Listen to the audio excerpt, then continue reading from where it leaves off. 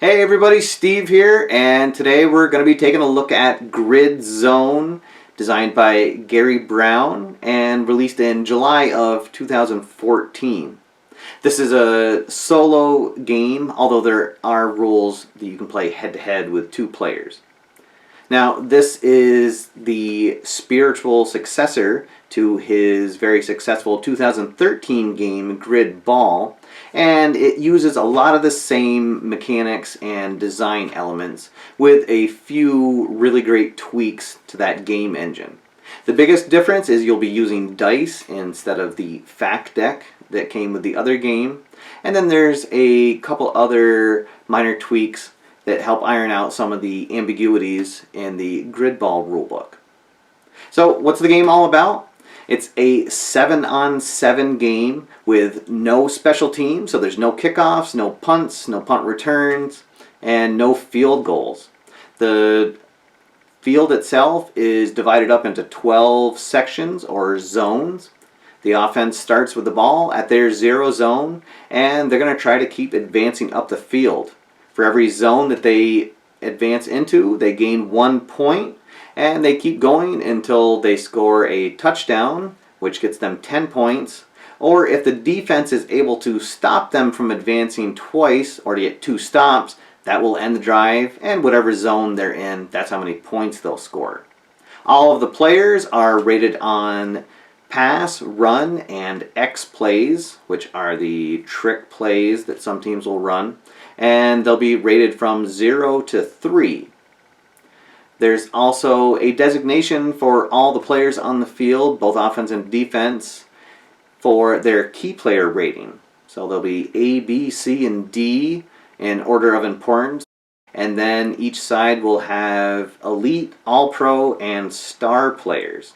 And those will be the 3 main cogs of your team on offense and defense. And that's really all there is to the game. Let me just jump in real quick. I'll show you how a drive plays out. We'll take a quick look at the components, and then I'll come back and tell you what I think after further review. Okay, so here's what your game table is going to look like when you're set up for a game. You have your 2 teams, and there's a score sheet. I've already got it filled in, where you'll keep track of all the points that your receivers and rushers score, and you can even keep track of when defenders make key stops to see who your best defenders are throughout the season. And then over here, this helps you keep track of the drive, and it's also the timing mechanism of the game. So each play will take up 1 line of here, and then when you get to the last line, then you know you're at the end of the game.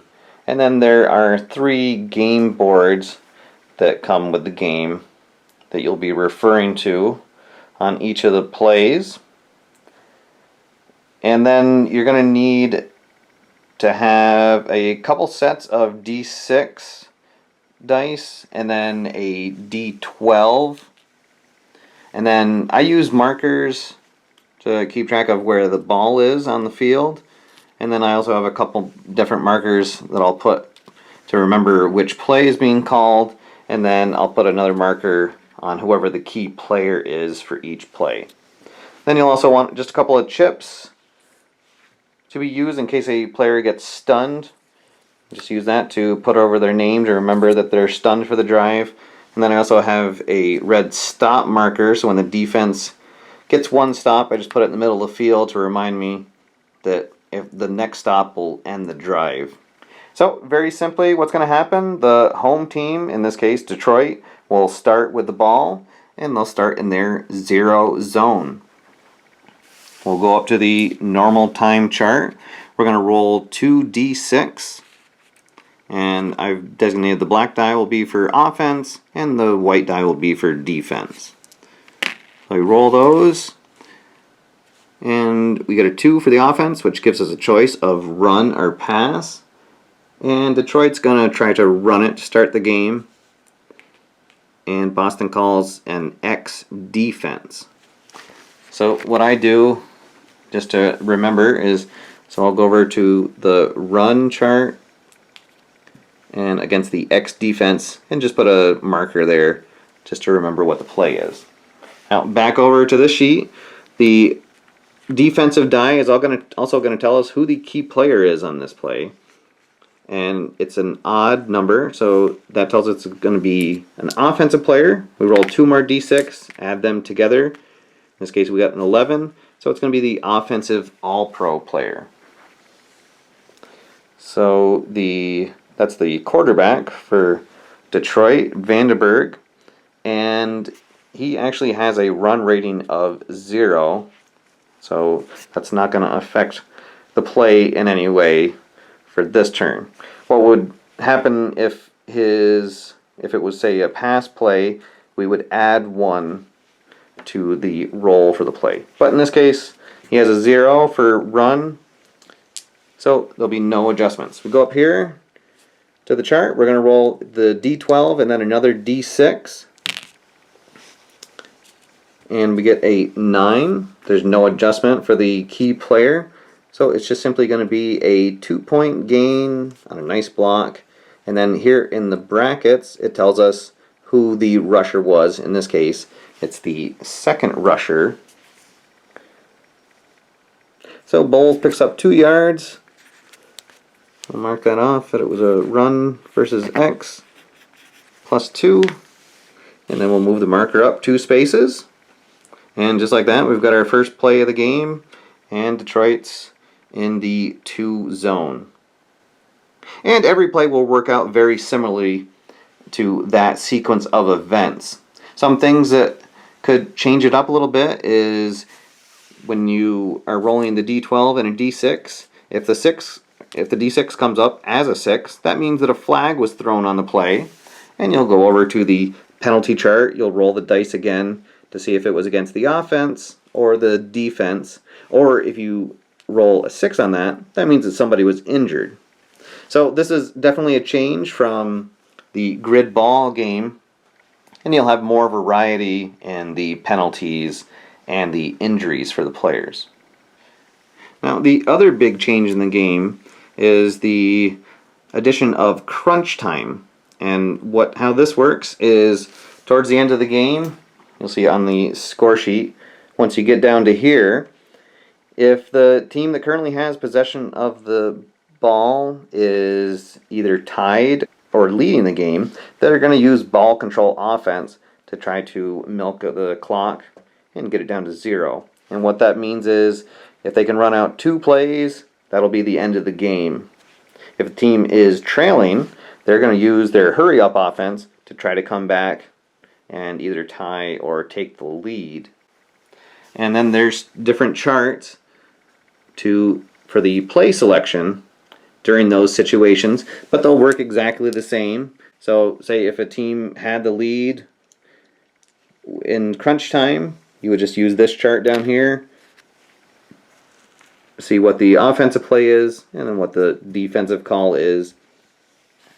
And then the same way you'd figure out for the key player using the defensive die and then rolling 2 more dice to see who the player is. Now the last item that comes in the download is how to create players and creating teams. So as I said, the game comes with 4 sample players, but the real joy in this game is creating your own league, creating your own players, and then actually seeing them age and gain experience, maybe go to new teams, and that's all covered in this very short and easy to follow, just 2-page, actually like a page and a half sheet. And so what you'll do is for your initial draft pool, you'll just decide how many teams you're going to create, and then just follow this chart here for how many of each position you'll have to create. And for each of the players, you'll just simply roll 3 dice, and that's going to tell you what their pass, run, and X ratings are. And you'll see this chart here. So in this case, we'll create a quarterback, and he'll have a pass of 1, a run of 0, and an X of 0. And then the last thing you'll do is roll a D10, and that's going to tell you how many years experience that player has. So in this case, he'd be a 5th year quarterback with 100 ratings. And so it's a very quick way to get your league set up, and you can run your draft however you'd like and get your players out on the field. And then once your season is over, there's actually rules for how the players will age, how they'll gain experience, and then any changes to their ratings. It's a real easy system to follow. It's really fun. A lot of players on the Delphi forums have run leagues, and just really neat to get into this, and especially with how quick it is to play out the games, it's really easy to create your own league and then actually play out all of the games for each of the teams. Alright, so let's go through and finish this drive for Detroit. So they ran a two zone run play on their first play. So they're currently at the 2 with no stop so far. And let's see how far they can make it down the field. We'll roll the dice. So they're going to call, they'll call another run, and it'll be against the X defense again. We'll put that marker down, and this time we'll be keen on a defensive player, and it's going to be the defensive elite player, which is John Finley, and he has a run rating of 2. So we'll be subtracting 2 from this play. Alright, so we'll go up here, roll the D12 and the D6. It's a 5, so there's no flag on the play. And then 11 minus 2 gives us 9, which, as we know, again, that's be the 2-point gain with a nice block. So we'll mark down here that Bowles got another 2-pointer, plus 2. Move the team up to the 4 zone, and Detroit keeps marching on. Roll again. So P or an X. We'll say that they'll try an X play this time. So it'll be an X versus run, and we're going to key on the offensive B player, which is one of the linemen, Benton Lantham, and he has an X rating of 2. That's good for Detroit. Let's see what happens. So it's a 10 plus 2 is 12. So it's a complete pass for 5 points to the second receiver, which is Bushway, which will put them at the 9. But as we see, the D6 was a 6 this time, so we're going to have our first penalty. So there's a flag on the field, and let's see what happens. So first we'll check the D6, and it's an odd number, so that means it's against the offense, and we rolled a 3. Okay, so it's going to be a minor technical penalty against Detroit, so that'll send them back to their original zone 4, and then we're going to subtract 1 for the penalty. So a very costly penalty for Detroit, and they're now back at the 3, and with their first stop of the drive. So we'll just mark that there was a penalty for the stop, -1, and now we'll see what happens next. So it's going to be a choice of a run. They'll try to do a run and versus an X defense, and we're going to be keen in on the offensive B player. So that's the lineman Latham, and his run is a 0. All right, so let's see what happens. And it's a 9, so it's another 2-point gain on the ground, but we see that there is a flag on the play. And it's going to be against Detroit again, and this time it is a major illegal contact penalty. So that negates the 2-yard run. They're going to lose 2 for the major penalty, and that's going to end the drive.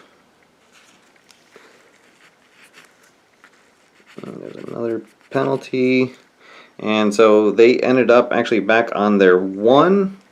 And so that's all Detroit will end up with is 1 point for the drive.